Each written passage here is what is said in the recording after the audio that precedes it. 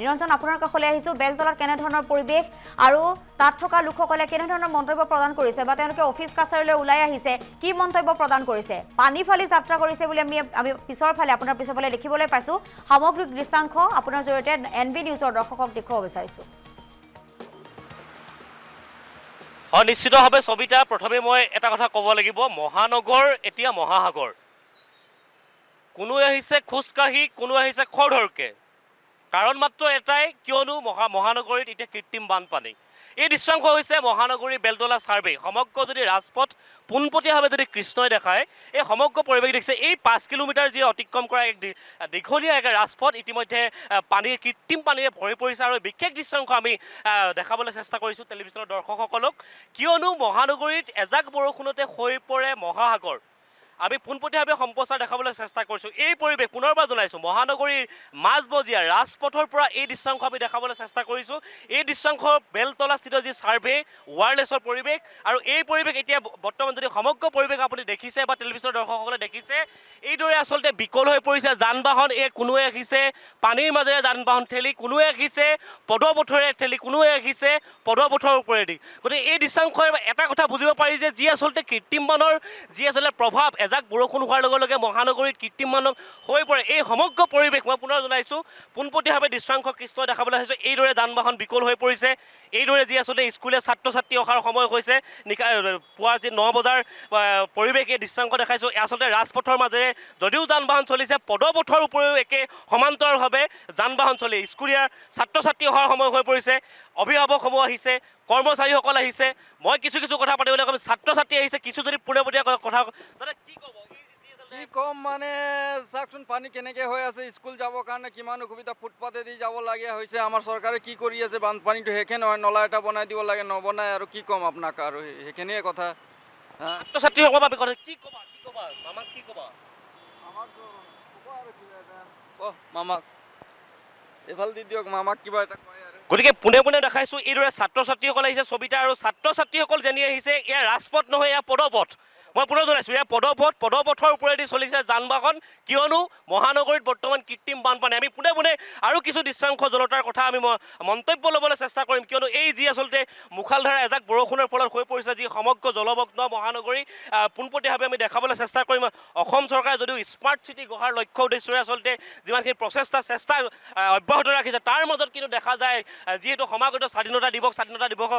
সমগ্ৰ যি আচলতে দেশজুৰি পালন কৰা হ'ব ৰাজ্যটো পালন কৰা হ'ব মহানগৰীটো পালন কৰা হ'ব কিন্তু এতিয়া প্ৰশ্ন হয় এইদৰে চাওক ছাত্ৰ ছাত্ৰী কিদৰে পানীৰ মাজেৰে যাবলগীয়া হৈছে এইদৰে আচলতে কণ ছাত্ৰ ছাত্ৰীসকল যাব দাদা ক'ৰ পৰা আহিছে কি ক'ব মই বাহিৰৰ চাৰিআলিৰ পৰা আহিছোঁ এই পানী কি ক'ব আচলতে পানীৰ অৱস্থা মানে পুৰা হয় মানুহ খোজ কাঢ়িব পৰা নাই আহিব পৰা নাই এনেকুৱা অৱস্থা হৈছে কোনফালে যাব আপুনি মই দিছপুৰ যাম এতিয়া হয় কি ক'ব এই পানী কি ক'ব এতিয়া অৱস্থা বেয়া কৰি দিছে চৰকাৰৰ এনেকুৱা অৱস্থা হৈছে নাই মানুহ ওলব সন্মান নৰা হৈছে এজাক বৰষুণৰ কাৰণে এনেকুৱা অৱস্থা মানে মানুহে উদগতি কৰিব পৰা নাই এই অটো কিনিছি ৰিক্সা কিনিছি লোনত কিনিছি লৈ কিনি চলাব পৰা নাই ক'তো যাব নোৱাৰে পানীৰ পৰা চাৰিওফালে এনেকুৱা অৱস্থা হৈছে পুনৰ কথা ক'বলৈ চেষ্টা কৰিম আৰু পুনৰ দৃশ্যাংশ দেখাবলৈ চেষ্টা কৰিছোঁ পুনৰ এই যি আচলতে দেখিছে এই 5 কিলোমিটাৰতকৈ অধিক আচলতে অতিক্ৰম কৰা এই ৰাজপথ ইতিমধ্যে সমগ্ৰভাৱে জলমগ্ন হৈ পৰিছে পদপথৰ ওপৰেদি যান বাহন চলিছে ছাত্ৰ ছাত্ৰীসকলৰ অহাত অসুবিধা হৈছে ইতিমধ্যে সমগ্ৰ পৰিৱেশ আমি পোনপটীয়াভাৱে দেখাইছোঁ এইদৰে আচলতে পদপথৰ সমগ্ৰ আচলতে যান বাহন ৰৈ পৰিছে আৰু কিয়নো এই বিকল হৈ পৰিছে আৰু এইদৰে দেখাইছোঁ পুনৰবাৰ দেখাইছোঁ এই যি আচলতে মাজমজিয়াৰ মহানগৰীৰ মাজমজিয়াত এজাক বৰষুণত কৃত্ৰিম বানপানী হয় এই কৃত্ৰিম বানৰ আচলতে কি কেনেদৰে ব্যৱস্থা গ্ৰহণ কৰিব স্মাৰ্ট চিটি আচলতে লক্ষ্যৰ যি আচলতে প্ৰয়াস কৰিছে অসমৰ মুখ্যমন্ত্ৰী ডাঙৰীয়াৰ প্ৰচেষ্টাত আচলতে যি সমগ্ৰ যে পৰিৱেশে পুনৰ দেখাইছোঁ এয়া পৰিৱেশ হয়তো সবিতা ক'ব লাগিব এটা কথা ক'বই লাগিব যে যি কালিৰ পৰা আচলতে নিশাৰ পৰা যি মুখালধাৰা বৰষুণৰ পিছত এতিয়া দেখিবলৈ পোৱা গৈছে কি গণেশগুৰি কি পাঞ্জাবাৰী সমগ্ৰ মহানগৰীত এতিয়া বানপানী আৰু পোনে আমি দৃশ্যাংশ দেখাম কিছু কথাও পাতিবলৈ চেষ্টা কৰিম আচলতে এনেদৰে ওলাই আহিছে ৰাইজ এনেদৰে ওলাই আহিছে ছাত্ৰ ছাত্ৰীসকল এনেদৰে ওলাই আহিছে কৰ্মচাৰীসকল কিন্তু ইয়াৰ ব্যৱস্থা এয়াই পুনৰ আমি দেখাইছোঁ ৰাজপথৰ মাজেৰে ৰাজপথৰ ওপৰেদি ইতিমধ্যে পানীৰ ওপৰেৰে যান বাহন চলিছে কিছু দৃশ্যাংশ কিছু ৰাইজৰ মনোভাৱ আমি ল'বলৈ চেষ্টা কৰিম প্ৰতিক্ৰিয়া ল'বলৈ চেষ্টা কৰিম কিয়নো বানপানীৰ বাবে ইতিমধ্যে হৈ পৰিছে যি আচলতে সমগ্ৰ পৰিৱেশ দাদা ক'ৰ পৰা আহিছে মই ইয়াতে থাকোঁ পানী কি আচলতে কি ক'ব সদায় হয় নেকি পানী এৱাৰনেছ ইয়াতেতো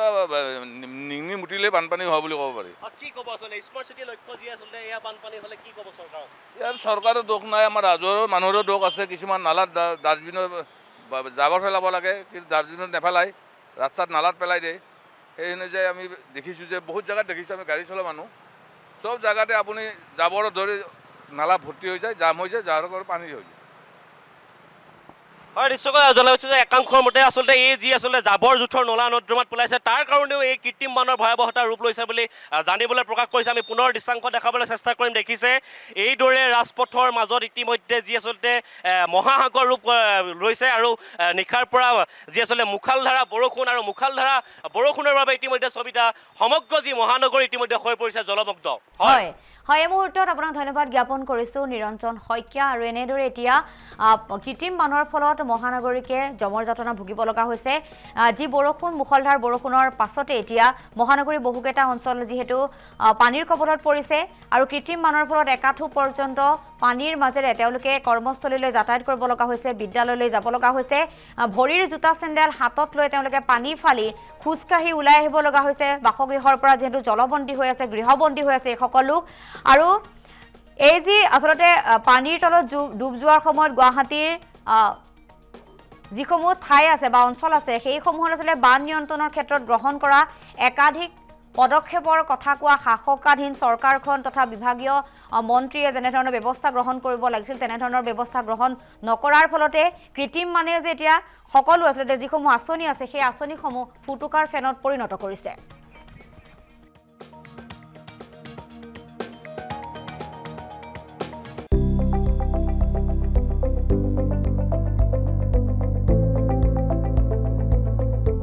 NB News, সহজ সৰল ভাষাত নৱভাৰতৰ কথা।